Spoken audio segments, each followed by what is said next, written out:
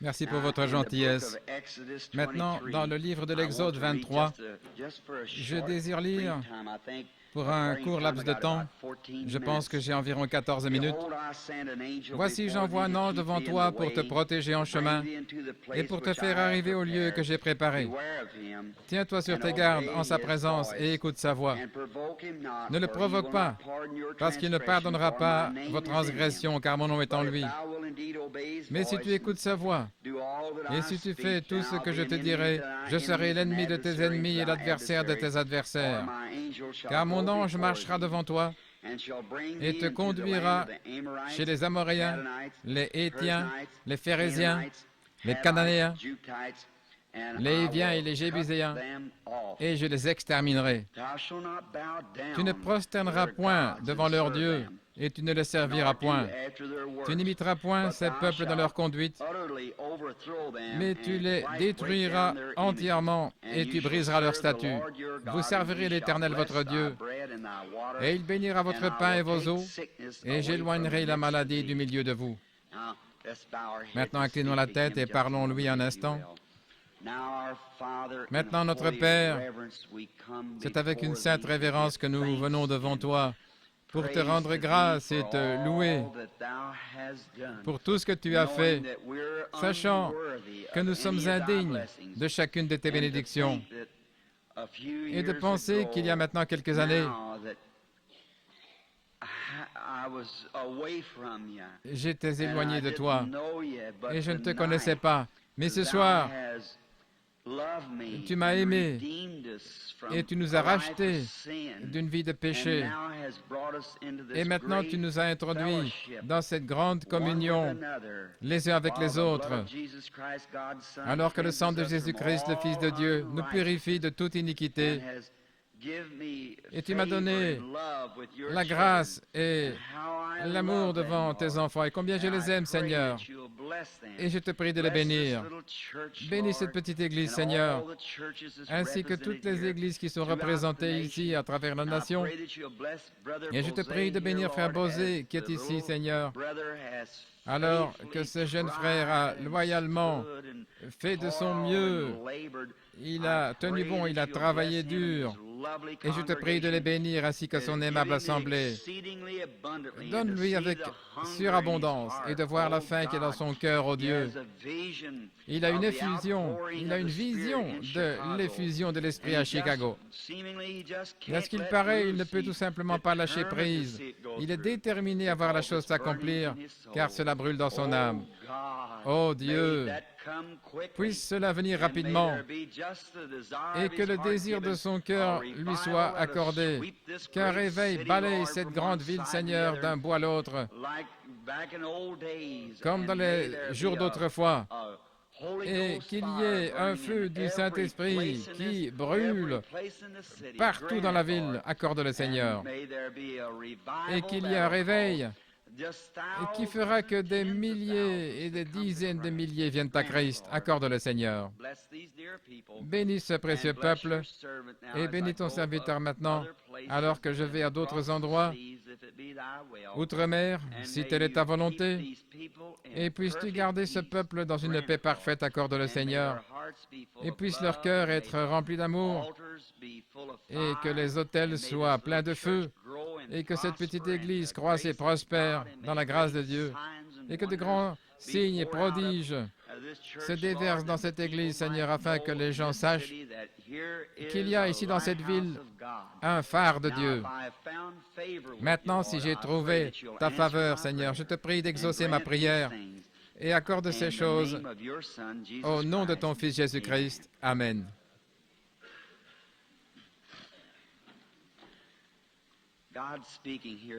C'est Dieu qui parle ici à Moïse. Et il lui dit, « J'enverrai mon ange devant toi pour te protéger en chemin. » Maintenant, je change simplement d'atmosphère. Partant des événements passés dont il est parlé, j'aimerais juste ramener la chose à la parole de Dieu ici, avant d'appeler la ligne de prière, juste pour quelques instants. Dieu avait fait une promesse aux enfants d'Israël, selon laquelle il l'avait faite à Abraham. Il y a de nombreuses années, 420 ans auparavant, Dieu avait promis à Abraham, ou plutôt il avait dit que sa postérité séjournerait dans un pays étranger pendant 400 ans et qu'il les ferait sortir par une main puissante et leur donnerait le pays où Abraham habitait alors. Et Abraham crut Dieu. Et Dieu lui a donné cela inconditionnellement. C'est par grâce qu'il lui a donné cette promesse. Et Abraham, un vieil homme, sans enfant à ce moment-là, attendait depuis 25 ans. À l'âge de 75 ans, Dieu le rencontra et lui donna la promesse d'un enfant. Et Sarah, qui avait 65 ans à l'époque, avait largement dépassé l'âge d'avoir des enfants. Ils crurent Dieu et ils marchèrent par la foi. Et Abraham s'attendait à ce que Dieu accomplisse sa promesse. Et il appelait les choses qui n'étaient pas comme si elles étaient.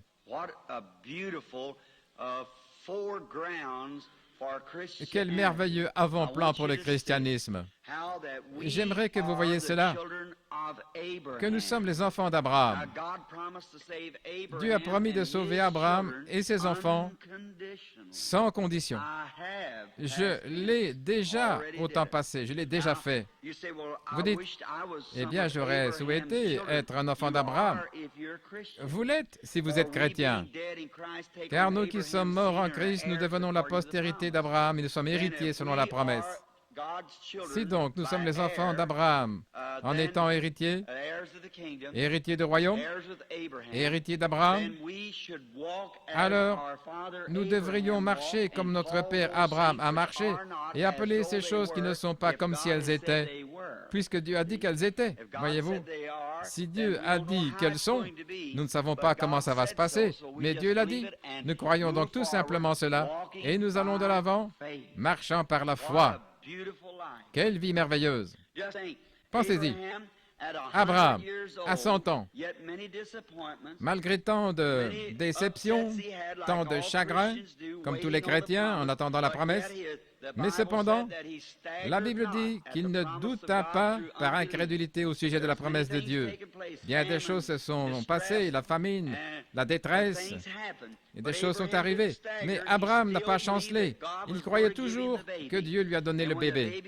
Et quand le bébé est né, et qu'il est devenu un jeune homme, peut-être de 15-16 ans, Dieu a dit, « Maintenant, prends cet enfant, monte à la montagne et offre-le en sacrifice. » En d'autres termes, « Abraham, j'ai fait de toi un père des nations, maintenant tu as environ 120 ans, et voici le garçon, la postérité, tu l'as attendu 25 ans, je vais toujours faire de toi un père de nation, mais je veux que tu prennes et que tu détruises le seul fondement même que tu as maintenant. Je t'avais promis l'enfant et le voici. Je veux que tu te débarrasses de cet enfant. Voyez-vous ce que je veux dire?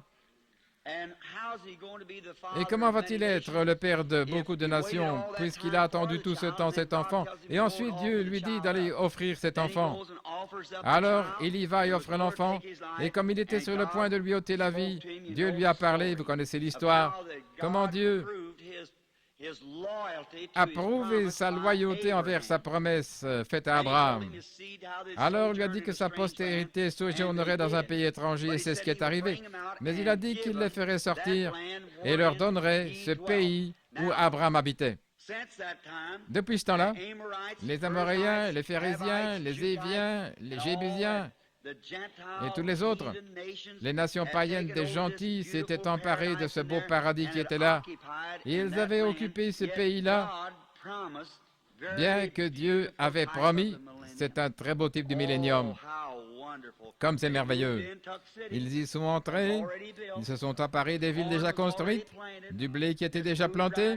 Ils sont tout simplement entrés, c'est un beau type.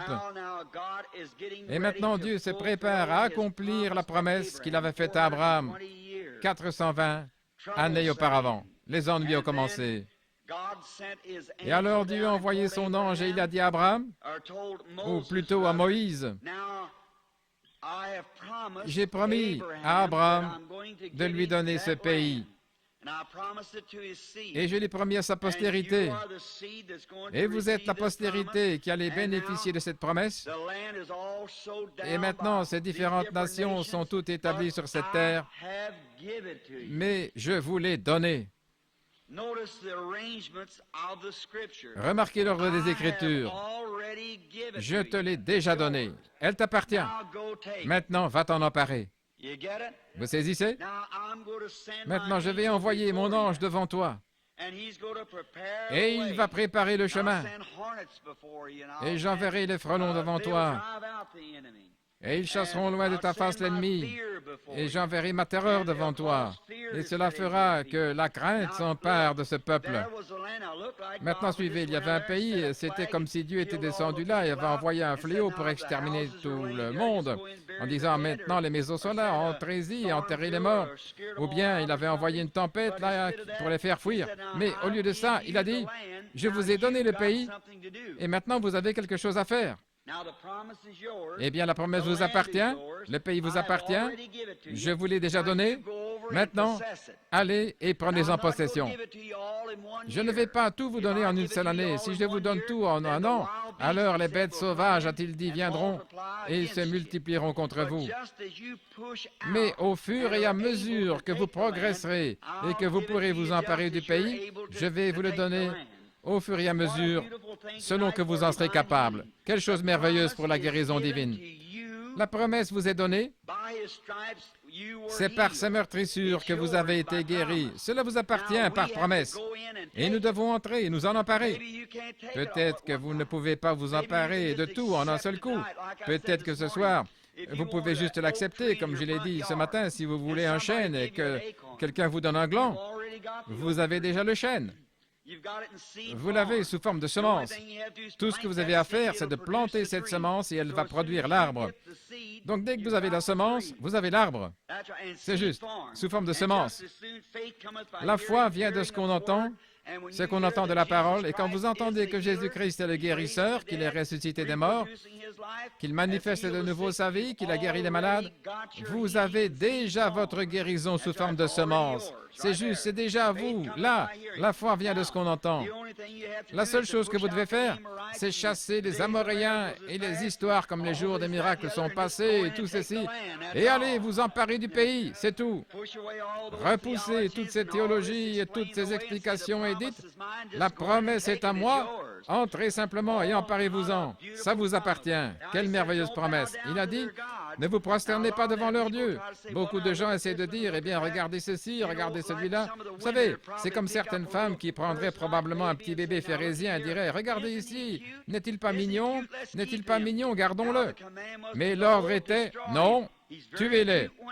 Il est très mignon quand il est petit, mais il grandira pour être exactement comme son père. Ainsi, débarrassez-vous-en au commencement. Débarrassons-nous de ce gars-là et allons carrément de l'avant.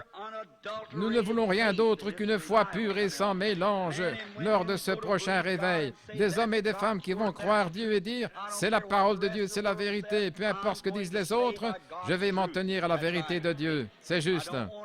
Je ne veux rien d'autre. Je ne veux pas avoir... » Cet homme, c'est un brave homme, disent, mais il ne croit tout simplement pas. Eh bien, je vais m'en débarrasser tout de suite. Il ne croit pas à la guérison divine, il ne croit pas à la puissance du Seigneur. Eh bien, débarrassez-vous de ça aussitôt. N'ayez rien à voir avec leurs enfants. Quand ils grandiront, ils deviendront aussi des incrédules, certainement. Je crois qu'aujourd'hui, comme le docteur Palay qui s'en va là en Inde, il a dit, eh bien, frère Branham, et ces convertis, on déclare qu'ils seront 1 million. Dieu a promis 300 000 convertis. Et il a dit, qu'allons-nous en faire? Devons-nous les amener tous à l'église anglicane? J'ai dit, si vous commencez avec votre organisation, vous allez bâtir encore la chose sur des grands personnages de cette terre et vous aurez la même chose que nous avons maintenant. Ne bâtissez pas sur une organisation ou une personne, mais bâtissez sur Jésus-Christ. C'est de lui dont il est question. Placez ça sur Christ et que toutes les dénominations, quelles qu'elles soient, regardent à ce serpent d'airain qui a été élevé dans le désert et que les hommes regardent et vivent S'ils se mettent à regarder à leur Église, combien son accroissement est rapide, combien elle prospère matériellement, bien vite, ils détourneront le regard de ceci pour les tourner vers cela. Regardons ici et oublions ça. Regardons vers le haut. Il a dit, je vous donnerai, non pas au passé, mais je vous ai donné. Amen. C'est au temps passé. Je vous l'ai déjà donné. Maintenant, entrez-y et emparez-vous-en.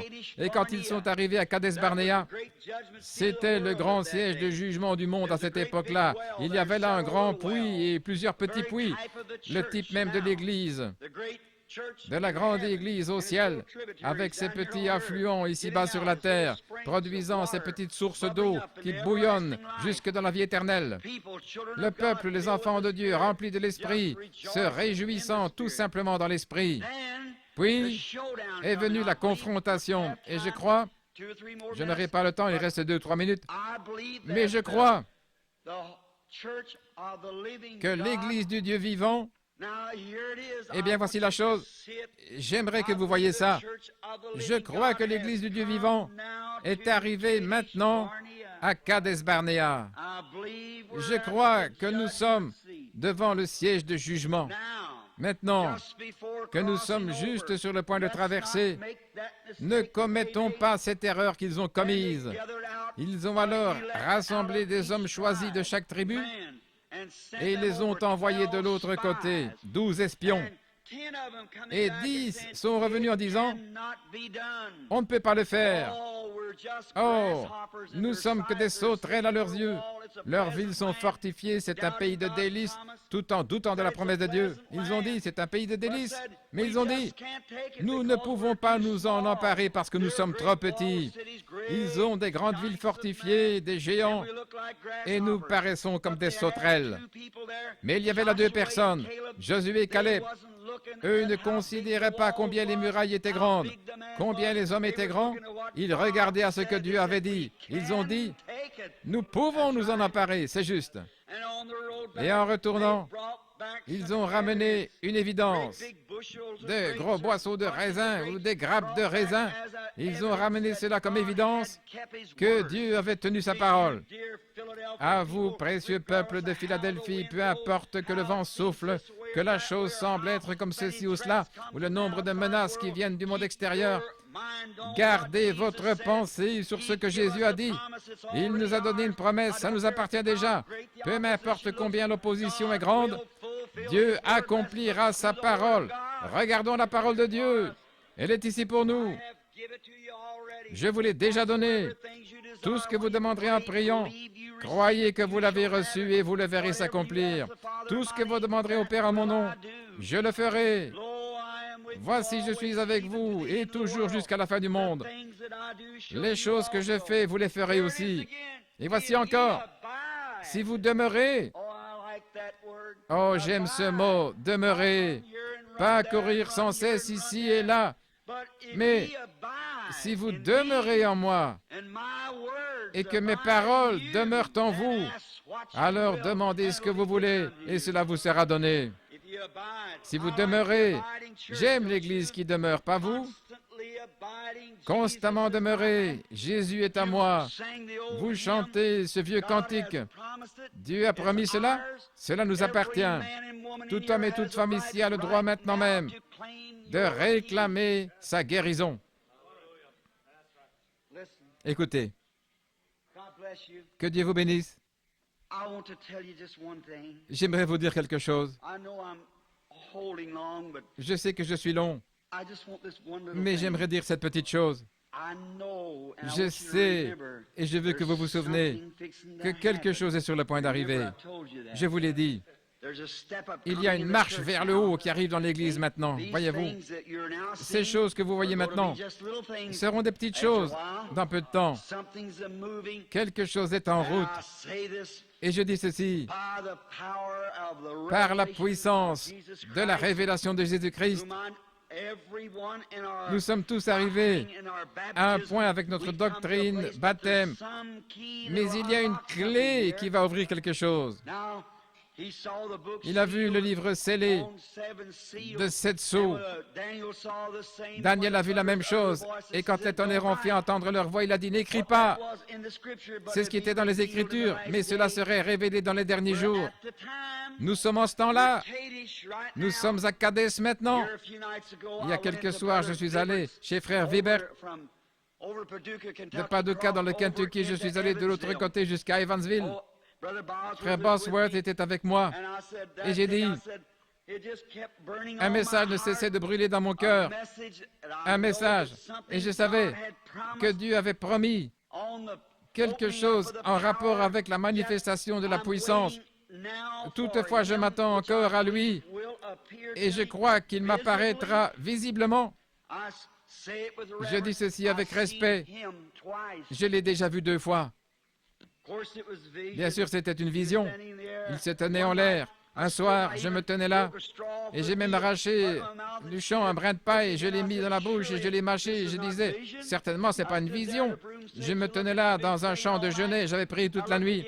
J'ai regardé, je l'ai vu, les pieds comme cela, avec les bras croisés, regardant vers l'est. J'ai fait le contour et puis je me suis raclé la gorge et quand il s'est retourné pour me regarder, il avait les bras et je me suis évanoui. Je suis revenu à moi seulement le lendemain matin. Et j'ai une idée de son aspect. Et ces derniers mois, je sens que je le verrai encore. Ici, très bientôt, qu'il révélera encore. Quelque chose est sur le point d'arriver. Oh frère, si je comprends bien, que Dieu me pardonne si je me trompe, mais voyant cela dans les Écritures, voyant que lorsqu'il est ressuscité et qu'il est monté au ciel, il a reçu un nom nouveau, un nom que personne ne connaît, alors je le vois venir dans sa puissance. Et j'ai dit, que personne ne me dérange aujourd'hui, laissez-moi tranquille. Et ce soir-là, à l'église de Frère Weber, j'ai prié, j'ai crié, j'ai appelé Billy et j'ai dit, quelle série de cartes de prière as-tu distribué? Nous en avons environ 25. D'un bout à l'autre de cette ligne, je n'ai rien pu voir du tout et j'ai regardé. Et seulement une femme qui était dure d'oreille. J'ai donc simplement continué à parler. J'ai dit, appelez un autre groupe. Et quand j'ai reçu l'autre groupe, la toute première personne dans la ligne, c'était un pauvre vieux papa qui conduisait son fils. Et il a dit, frère Branham, je viens de Cincinnati. Il a dit, j'ai amené mon fils à Owensboro. Je l'ai amené par bus. Il a dit, je n'ai pas pu avoir une carte de prière pour entrer dans la ligne, mais je suis si heureux d'être ici maintenant. J'ai regardé et j'ai dit, quel est le problème avec votre fils? Il avait la tête baissée, un jeune homme d'environ 18 ans. Il a dit, quand il avait 8 ans, il a frappé une amorce de dynamite à l'aide d'un marteau et cela lui a complètement crevé l'œil. Il ne reste plus que l'orbite. Et cet œil, en explosant, le bout de l'amorce est entré droit dans l'œil, a démoli tous les nerfs.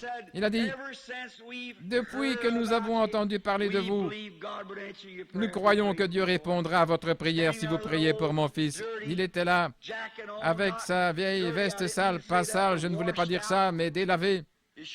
Sa chemise était déboutonnée, ses vêtements de l'intérieur ici, vraiment un papa âgé typique qui tenait si respectueusement son fils, un beau jeune homme qui se tenait là. Et j'ai dit, eh bien, approchez, frère, et que je prie pour vous, et j'ai posé mes mains sur lui. Et j'ai dit, Père Céleste, je te prie, si telle est ta volonté, ô Dieu, d'avoir pitié de lui et d'ouvrir cet œil aveugle. Et quand j'ai demandé cela, c'était 2 grands dans l'auditorium, il y avait 2 grands projecteurs qui brillaient. J'ai dit, fiston, regarde vers cette lumière et vois, si tu peux voir. Le pauvre gars regardait tout autour, essayant de voir la lumière. Là. Et j'ai tourné sa tête et j'ai dit, non, non, par ici. Je lui ai fait tourner le visage dans cette direction-là. Il a dit, je suis désolé, gentil monsieur, mais je ne vois rien. Son papa a dit, frère Branham, même si vous braquiez une torche puissante en plein visage, il ne s'en apercevrait pas. Tous les nerfs de son œil ont éclaté. J'ai dit, et vous avez encore la foi? Il a dit oui. Eh bien, d'habitude, j'aurais laissé ce jeune homme partir en disant, eh bien, fiston, que le Seigneur te bénisse, puisse-t-il te redonner la vue. Mais quelque chose est monté dans mon cœur. Quand il a dit à cet arbre, que cet arbre soit maudit, qu'aucun fruit ne pousse sur toi, il a dit, si vous dites à cette montagne, ôte-toi de là, j'ai dit, qui devrait avoir la foi? Si quelqu'un devrait avoir la foi, j'ai honte. Quand je me souviens, tout petit enfant, là, la première chose dont je me souviens, c'était Dieu qui me parlait dans une vision. Et tout le long, il n'a jamais failli une seule fois. Quand il m'a rencontré sous la forme de l'ange et qu'il m'a dit « Je ne t'abandonnerai pas, je serai avec toi », je me suis demandé qui devrait avoir la foi. Je devrais avoir honte. Je suis resté là debout et je me suis dit « Si c'est vrai, si Dieu a dit « Je suis le cep et vous êtes les sarments », si nous sommes en Dieu, alors nous sommes vivifiés par son esprit. Et mes mains sont ses mains. J'ai regardé les garçons à nouveau et j'ai commencé à sentir quelque chose au-dedans de moi. Eh bien, mes amis, je sais que ça marchera. J'ai vu cela au moment des épreuves, quand quelque chose est effectivement sur le point d'arriver. Vous ne pouvez pas bluffer, ça doit être là. Ça doit être la chose. Je me souviens de ce soir-là où ce maniaque s'est avancé vers l'estrade à Portland, Oregon. Beaucoup ont lu le récit. Ce n'est qu'un seul cas parce que c'était dans le livre, je le cite. Quand cet homme s'est avancé vers l'estrade, un fou là qui pesait environ 110 kilos, il mesurait environ 2 mètres 10, s'est avancé sur l'estrade. 500 prédicateurs se sont retirés. Il m'a craché au visage en disant « Espèce d'hypocrite, espèce de séducteur ». Il a dit « Tu te dis un homme de Dieu, je vais casser tous les os de ton misérable corps ce soir. » Et les gens ont commencé à se disperser en reculant. Normalement, j'aurais su quoi faire, mais je me suis retourné et j'ai vu là que j'étais vaincu. Quelque chose est monté alors en moi et il a dit « N'aie pas peur, je me tiens à tes côtés. » C'était ça. Quand cela arrive, j'ai vu cela au moment terrible de cette minute capitale. Et quand j'ai su que cet homme allait être vaincu, alors il a ramené son poing et j'ai dit « Puisque tu as défié l'Esprit de Dieu, ce soir tu tomberas en travers de mes pieds. » Il a dit « Je vais te montrer en travers des pieds de qui je vais tomber, espèce d'hypocrite. » Et il m'a encore craché au visage, ses yeux exorbités, ses dents comme cela. Il a ramené son poing pour me frapper et j'ai dit « Satan, sort de lui. » Et il a fait « Ouh !» Il a commencé à tournoyer, puis il est tombé en s'accrochant à mes pieds. Et la police a dû venir pour le retirer de mes pieds. Qu'était-ce? La puissance de Jésus-Christ omniprésent était là, parce qu'il avait défié l'Esprit du Dieu vivant. Je me souviens, il n'y a pas longtemps, quand mon fils a attrapé une habitude qu'il n'aurait pas dû avoir parmi les jeunes garçons, et je lui parlais sans cesse, et Dieu l'avait mis en garde. Il a failli être tué. Puis, une nuit, il m'a montré dans une vision, il a dit « Regarde, Billy. » Je l'ai vu tomber, les jambes continuellement en l'air, en tournoyant, tombant comme cela jusqu'au sol, et je me suis écrié « Oh Dieu, aie pitié de mon fils. C'est le seul fils que j'ai, Seigneur. Ne le laisse pas mourir comme cela. » Et il continuait à tomber dans l'espace comme cela. Et je suis revenu à moi-même. Dans la vision, j'étais debout dans la chambre en train de crier. Je me suis dit « Oh Dieu !» Et j'ai réveillé mon épouse. J'ai regardé aux alentours et j'ai dit « Je me suis dit, oh là là, et je me suis agenouillé, j'ai prié, ça me semblait être de l'air devant moi, et je me suis dit, oh Dieu, ne laisse pas mon fils être tué comme ça. Je suis allé en parler à Billy.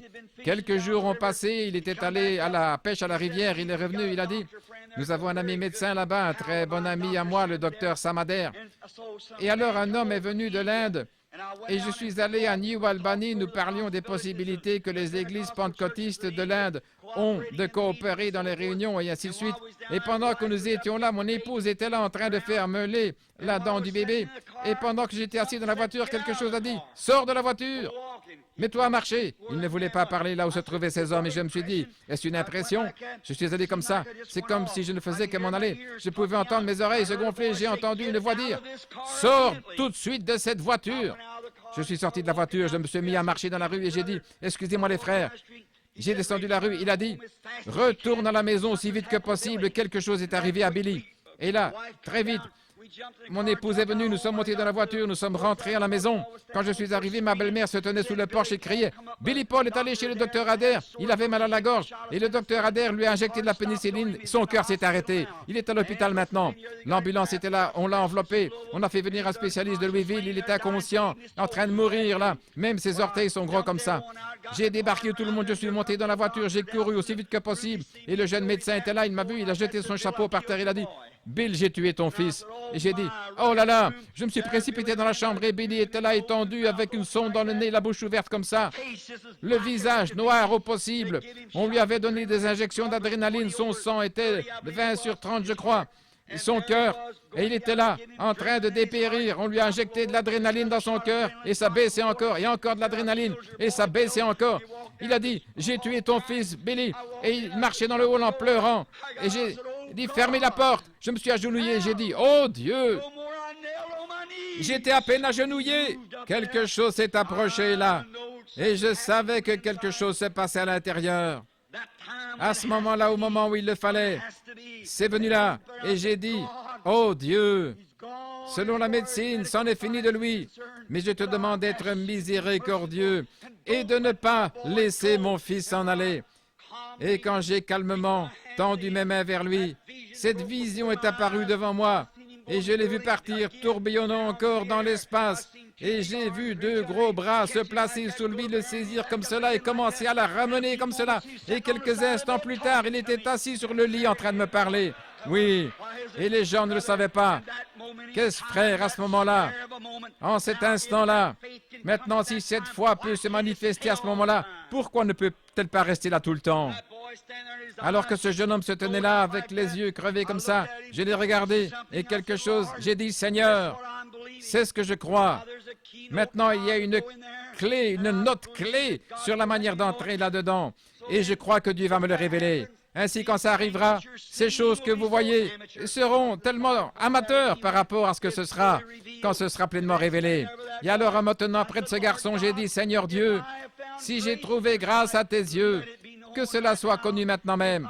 Si j'ai dit la vérité, je te prie de bénir. Je me suis tourné vers le jeune homme.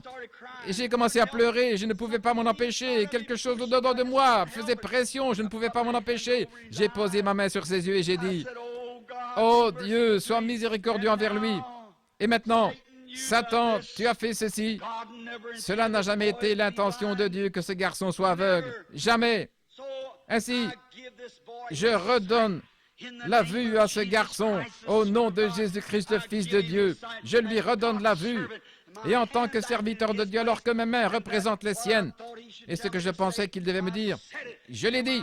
Et quand j'ai baissé mes mains, ce jeune homme poussa un cri et dit, « Papa, me voici, je vois !» Et il a étreint son père au cou. Il est devenu tellement excité qu'un prédicateur baptiste qui était assis sur l'estrade a saisi une chaise, l'a mis sur sa tête, et il a traversé l'auditoire aussi vite que possible avec la chaise sur sa tête. Oh frère, excusez-moi.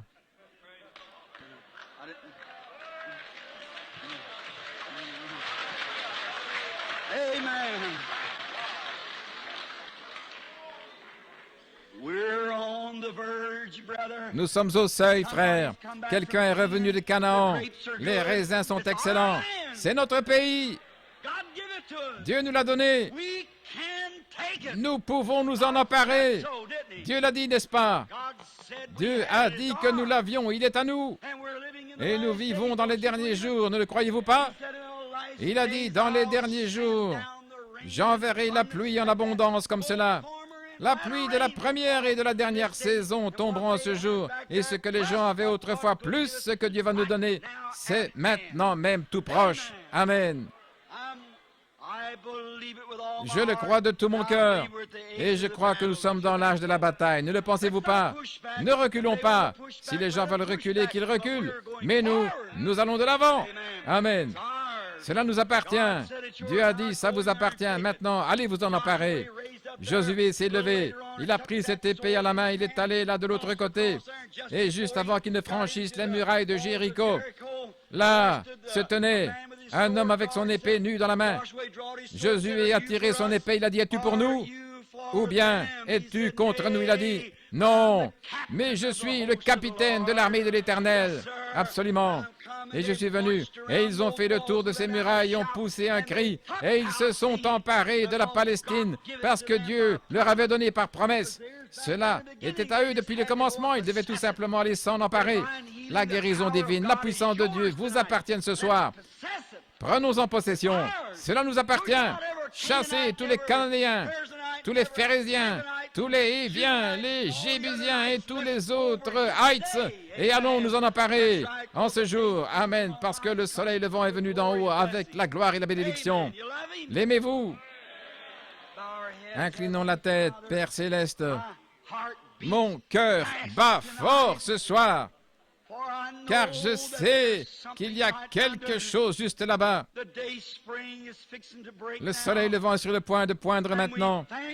Et nous te remercions, Seigneur, pour cette grande bénédiction que nous avons.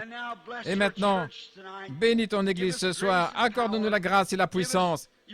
Donne-nous toi-même, ta propre personne dans notre être pour apporter la délivrance aux autres, car nous le demandons au nom de Jésus. Amen.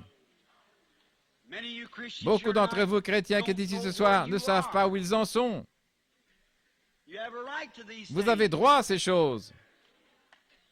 Êtes-vous déjà allé quelque part, là, dans une galerie ou quelque part, dans un supermarché? Vous regardez tout autour, peut-être que maintenant vous ne vivez que d'une seule chose. Mais dans un grand magasin, vous avez quelque chose par ici, quelque chose par là et autre chose. Et entrer en Christ, c'est comme entrer dans un supermarché.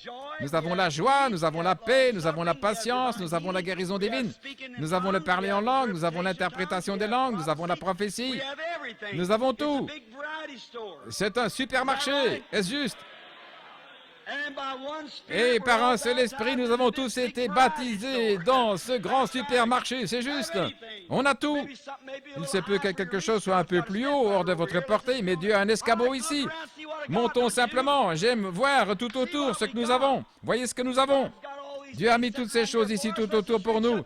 Tendons tout simplement la main et parlons-en. Si vous avez besoin de guérison, allez vous en emparer. Si c'est un peu haut, dites, oh Dieu, fais-moi vite monter sur l'échelle. Je veux voir ce qu'il en est. Il vous élèvera. Élève-moi par-dessus les ténèbres. Accorde-moi de communion avec toi. À la lumière, je vois la fontaine et le sang qui me purifie. Et cela me donne ces droits que Dieu m'accorde. Amen. Excusez-moi.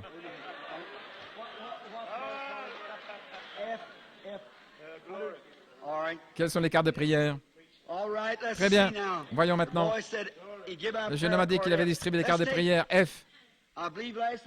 Je crois hier soir, on a distribué F2.